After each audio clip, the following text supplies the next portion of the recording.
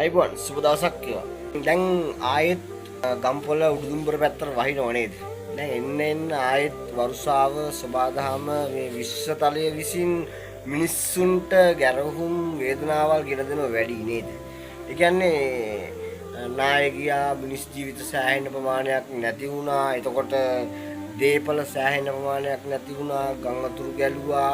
ගෙවල් දොරවල් කඩාගෙන ගියා. සමහර මිනිස්සුන්ට හිටපු තැනක්වත් නැති වුණා. ඉතින් විශ්වය මොනවදෝ කියනවා කියලා අපිට තේරෙනවා. මොකද මේ මෑත කාලේ ඉඳන් එන්න ස්වාභාවික විපත්, ස්වාභාවික විපර්යාස, මහ පොළොව, මහ මුහුද, එතකොට ගස් කඳු, සුළං, ජලය ආශ්‍රිතව සිදුවෙන වැඩි. ඒ කියන්නේ ආපෝ ඡේදෝ වායෝ කියන මේ පතවි හතර කැළඹීම සිද්ධ වෙනවා වැඩි. මේකට හේතුව තමයි මේ විශ්වයේ මිනිස්සුන්ගේ තියෙන පාපකාරීකම. මොකද අපිට 100,000 වාරයක් මේ සබාදහම් විසින් අපිට කියනවා උඹලා හරි විදියට ජීවත් වෙලා මිනිස්සයා කියලා කියන්නේ මනසින් උසස්යයි සම්මත මිනිස්සු පින්වන්ත මිනිස්සු විදියට කුසල් දහම් උත්පාදනය කරගෙන අනේකාට උදව් කරගෙන අනේකාට ආදරය කරගෙන හැම මිනිස්සයාටම ගරු කරගෙන හැම මිනිස්සෙක් එක්කම සමගියෙන් සතුටෙන් මෛත්‍රියෙන් ජීවත් වෙන සහයෝගයෙන් ජීවත් වෙන්න ඉන්න ටික කාලේ අවුරුදු 100කට අඩු ප්‍රමාණයක් උඹලා ජීවත් වෙන්නේ උඹලට ජීවය දෙන්නේ මේ විශ්වයෙන් උඹලට කන්න බොන්න හාල් ටික හැදෙන්නේ මේ මහ පොළවේ උඹලට කන්න බොන්න එළවලු ටික හැදෙන්නේ මේ මහ පොළවේ මේ වටපිටාවේ ජීවත් වෙන්න පුළුවන් විදියට සාධාරණව ජීවත් වෙන්න ගහට කොළට සතා සිව්පාවට ආදරය කරන්න. එහෙම තියෙද්දි මිනිස්සු කොච්චර පිරීලාද කිව්වොත් අපිට මතකයි මේ අවුරුදු දෙකක් වගේ කාලය තුල කතා කරොත් එහෙම සත්තු සංහාරයක් සිද්ධ වෙනවා, වන සංහාරයක් සිද්ධ වෙනවා. දැන් මේ ඊයේ පෙරේදත් අලියෙකුට පණ පිටින් ගිනි තියලා. ඒ සත්තු.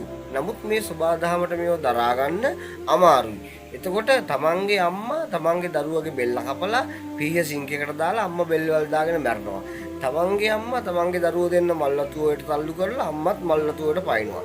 ප්‍රශ්න ගැටලු මොනවා වුණත් විශ්වය බලාගෙන ඉන්නේ දරා ගැනීම කොච්චරද, අනිකාට උදව් කරන්නේ කොහොමද, අනිකාගේ ප්‍රශ්නයකදී අනිකාගේ ගැටලුවකදී අනිකාට ජීවිතේ එපා වෙන්න නොදී ඒ ජීවිත අල්ලගෙන ඒ ජීවිත එක්ක සතුටෙන් මිනිස්සු වශයෙන් හැමෝම අන් අයට සහයෝගය දක්වමින් උදව් කරමින් ජීවත් වෙන වටපිටාවක් ගොඩනගෙන්න ඕනේ කියන තැන තමයි මේ සබාදහම ජීවත් වෙන්නේ. සබාදහම කියලා කියන්නේ දැන් බුදුන්ගේ සත්‍ය, බුද්ධ සත්‍ය, දෙවිවරුන්ගේ සත්‍ය. මොකද බුදුවරු ලෝකෙට පහළ වෙද්දී මේ ගොළුව කතා කරන විශ්වයේ බලය, අන්ධයන්ට ඇස් පේනවා, ගස්වල මල් පිපෙනවා.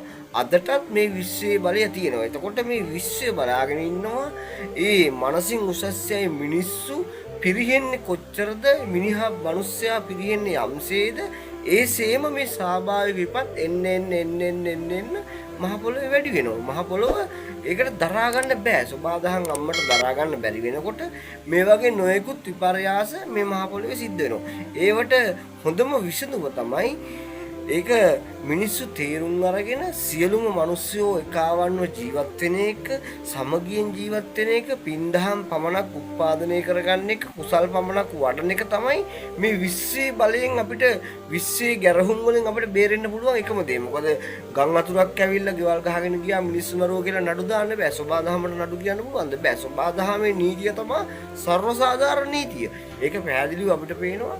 මෙහෙම ගම් වතුරක් ඇවිල්ලා එහා පැත්තේ තියෙන ගේ කඩාගෙන යනවා, මේ පැත්තේ තියෙන ගේ බේරනවා. කර්මයකට හේතුවකට ඵලයකට අනුව මේ මිනිස්සු ඒ වෙලාවේ බේරෙන එක සාධාරණයි.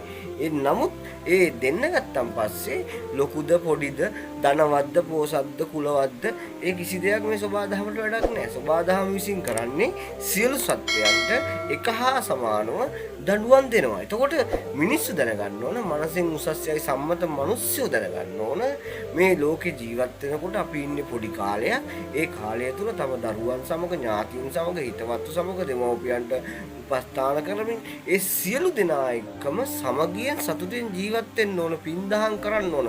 සත්තු මරණ එක, පෞකාර වැඩ කරන එක දවසකට කොයිතරම්නම් සත්තු ප්‍රමාණයක් මේ මනුස්ස ලෝකේ ආහාර පිණිස මරනවද? එතකොට ඒ වගේම අලියැත්තු කොච්චර මරනවද මේ ඇද්දල ගන්න, ගජමුතු ගන්න.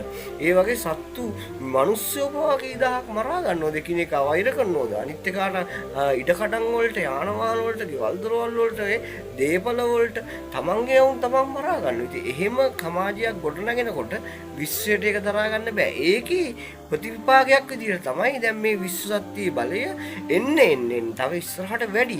මේ වසංගත රෝග පවා ඔය කොරෝනා වගේ දුර්භික්ෂ රෝග ඇවිල්ලා මිනිස්සු බර ගණන් මැරෙනවා. හිතා ගන්න බෑ කොහොමද මැරෙන්නේ කියලා. මේ නිදාගෙන ඉන්නකොට නායවල් වල යට කර යනවා අක්කර 25 30 මිනිස්සු ඉන්න ගෙවල්. ඒ කොහොමද වෙන්නේ කියලා හිතා ගන්න බෑ. ඒ වෙන්නේ විශ්වයට දරා ගන්න බැරි වෙනකොට මේ සබාදහන් අම්මට ඇඬෙනවට මේ කඳුළු වෙනකොට සබාදහන් අම්මා විසින් මේ නරයන්ට මේ මිනිස්යන්ට පෙන්눔 කරනවා මේ විශ්වයේ බලයක් තියෙනවා. ඒ විශ්වයේ බලයට උඩින් උඹලා අහන නඩු වැඩකුත් නැහැ, උඹලගේ උසාවි වැඩකුත් නැහැ, උඹලගේ තීන්දුව తీරන වැඩකුත් නැහැ. විශ්ව දහමට අවනත වෙන්න, විශ්ව දහමත් එක්ක ජීවත් වෙන්න. එතකොට තව চিරාත් කාලයක් මිනිස්සුන්ට සතුටෙන් තමන්ගේ අය සමග අඩු වයසින් ජීවිත පූජා කරන්නේ නැතුව, දේපල නැති වෙන්නේ නැතුව ජීවත් වෙන්න පුළුවන්. ඕක තමයි විශ්වයේ පණිවිඩය.